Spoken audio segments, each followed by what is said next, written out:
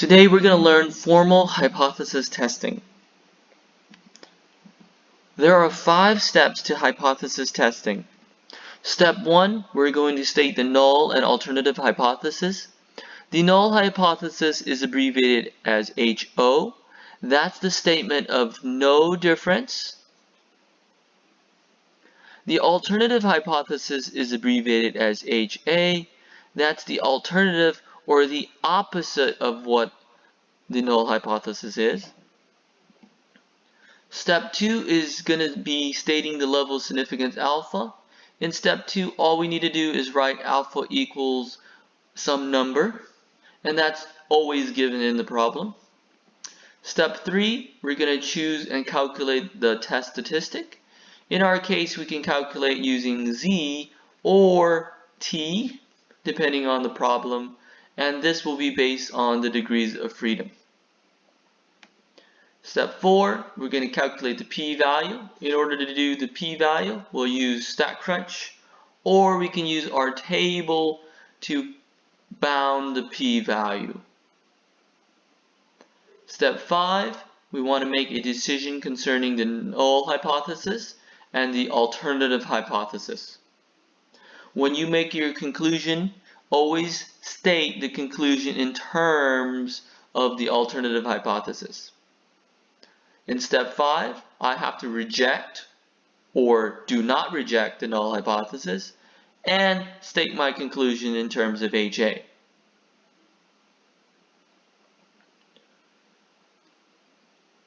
We are going to go over many different scenarios now so we can get a feel for step 1. So I'm going to do step 1 multiple times with different scenarios. Let's start the example. A manufacturer wants to verify its claim on their 1-gallon cans of paint, which states that the average coverage area is 500 square feet. A sample of 75 cans of paint produce a sample mean of 520 square feet and a sample standard deviation of 60 square feet. Test the claim at alpha equals 0.05 level of significance. Find and estimate the p-value. So let's go over step 1, which is to state the null, HO, and alternative hypothesis, HA.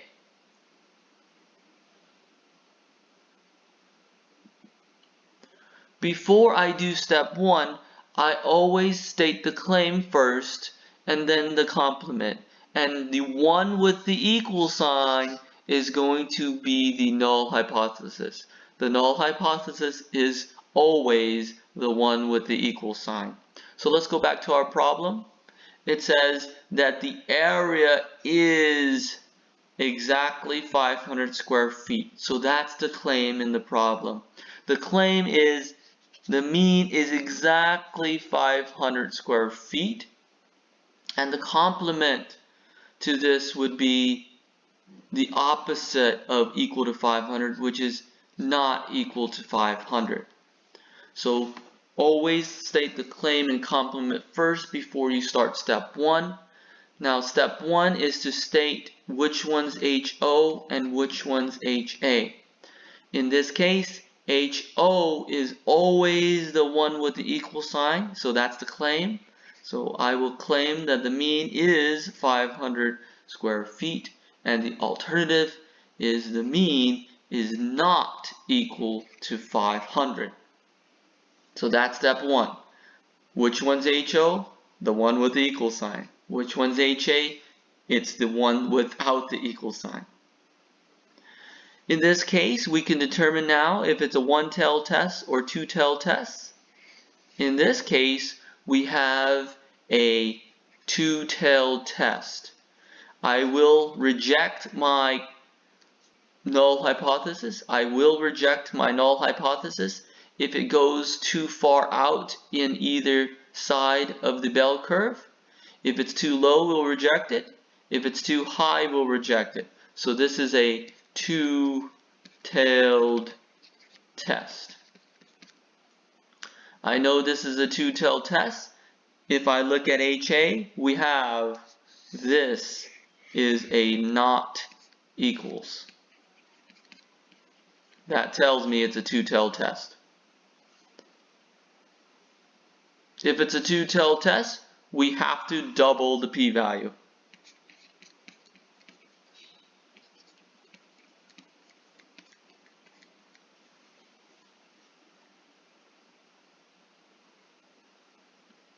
Alright, let's try another scenario. Perhaps the manufacturer claims to provide at least 500 square feet of coverage on average. In this case, the claim is at least, so we know it's greater than or equal to 500.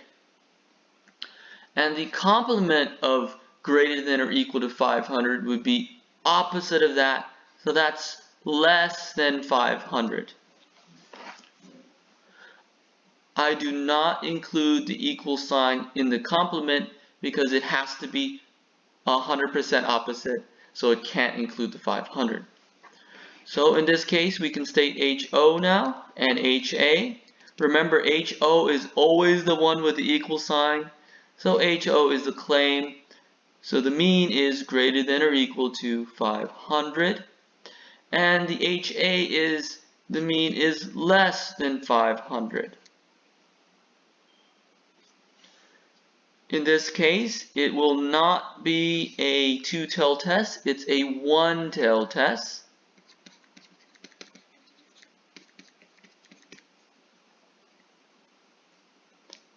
In this case, if my value goes too low, I'm going to reject my null hypothesis. If it goes too low, do not double the p-value. Do not double the p-value in this case, since it's a one-tailed test. Let's try another scenario. Suppose the manufacturer claims to provide more than 500 square feet. In this case, the claim is greater than 500. So the complement would be the mean is less than or equal to 500. One of these has to have the equal sign, and the other one cannot have the equal sign, and they are complete opposites. For step 1, I have to state the null hypothesis and the alternative hypothesis. So HO is the one with the equal sign, so in this case is the complement. The mean is less than or equal to 500. And HA would be the other one without the equal sign, and that's mu is greater than 500. In this case, we have what we called a one-tailed test. I will reject my null hypothesis if it's too great above 500. So it's a one-tailed test. Do not double the p-value. Do not double the p-value. Let's go over how step 2 should work. In step 2, all we have to do is state alpha, the level of significance. Alpha represents the probability of rejecting the null hypothesis given that the null hypothesis is true. This is equal to the probability of making a certain type of mistake. This is called a type 1 error. In step 2, all we want you to do is write alpha equal to some number. This is always given in the problem.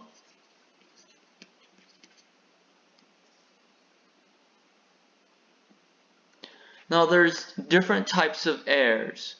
We have to make a decision about the null hypothesis. If the null hypothesis is true and you reject it, if the null hypothesis is true and you reject it, that's a mistake. That's called a type 1 error. If the null hypothesis is false and you reject it, that's a good decision.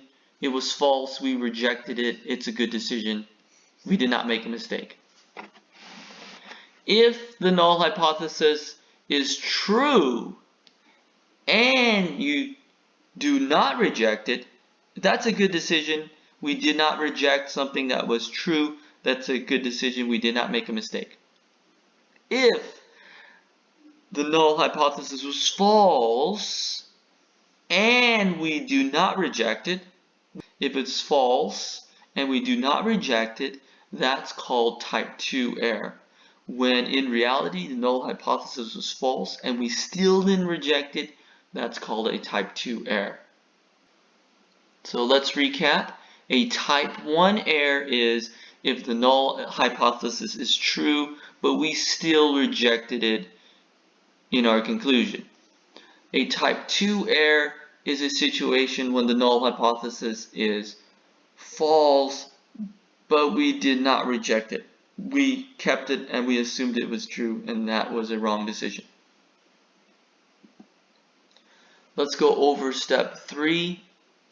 We're going to choose and calculate the test statistic. We look at the degrees of freedom. Again, the degrees of freedom is calculated by n-1 from the previous lecture. We use the formula z equals x bar minus mu divided by s over the square root of n if the degrees of freedom is greater than 1,000. We use the formula with z in it.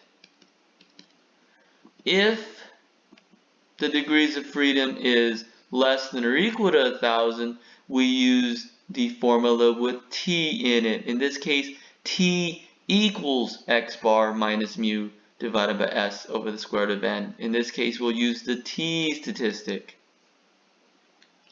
We always choose the closest one in our table, the t table.